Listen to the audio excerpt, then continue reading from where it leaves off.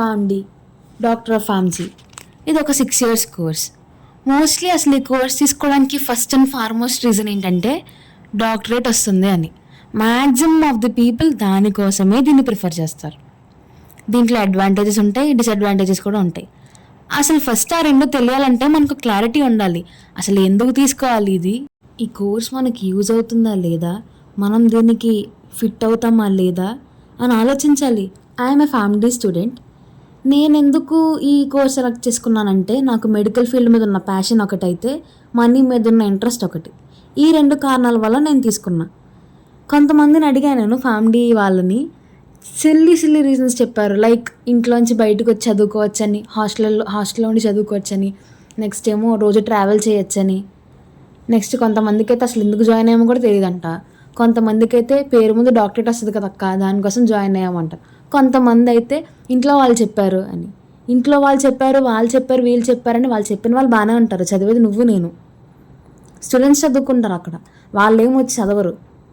మా సార్ చెప్పారు, మా మేడం చెప్పారంటే అక్కడ టెస్ట్ రాసారన్నా, ఏం రాసినా, ఎగ్జామ్ రాసినా చదువుకోవాల్సిందే నువ్వు ఆలోచించుకోవాలి. First of all college select చేసుకునేటప్పుడు కూడా చాలా 1, 2, 3 సార్లు చెక్ చేసుకొని పక్కా అయితేనే జాయిన్ అవ్వండి. బికాస్ కొంతమంది ఇప్పటికీ బాధపడే వాళ్ళని చూస్తున్నాను నేను.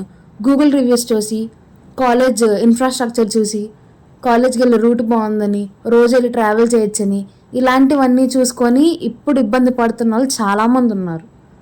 గూగుల్ రివ్యూస్ చూసి అస్సలు మోసపోవద్దు కాలేజెస్కి. బికాస్ 100 రూపాయలు ఇస్తే నేను కూడా రాయిస్తా, నేను సపరేట్గా ఒక పేజ్ పెట్టి. సో డోంట్ బిలీవ్, వెళ్ళి ఒకసారి చెక్ చేసుకొని చూసుకొని అప్పుడు మాత్రమే మీరు కాలేజెస్కి కౌన్సిలింగ్లో పెట్టుకోండి.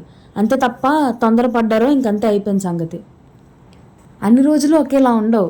బికాస్ ఒకరోజు మేబీ హెల్త్ ఇష్యూ రావచ్చు, వెళ్ళలేకపోవచ్చు, ట్రావెలింగ్ ఇబ్బంది అవ్వచ్చు, కాలేజెస్లో ఫైన్స్ అంటారు, పర్మిషన్స్ ఇవ్వరు, తిప్పించుకుంటారు, ఇవన్నీ ఉంటాయి.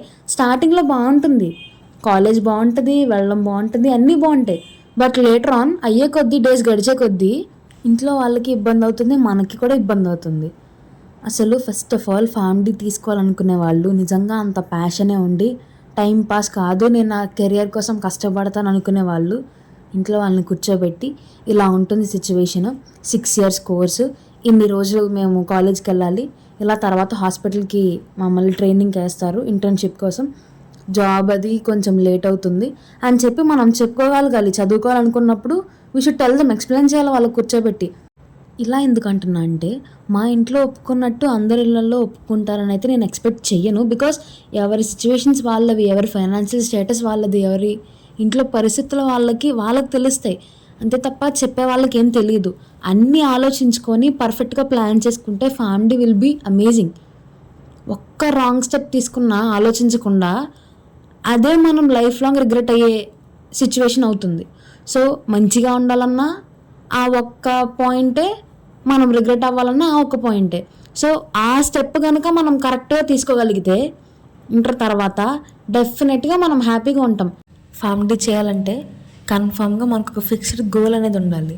ఆ గోల్ కోసం ఏదైనా తట్టుకునే కెపాసిటీ ఉండాలి.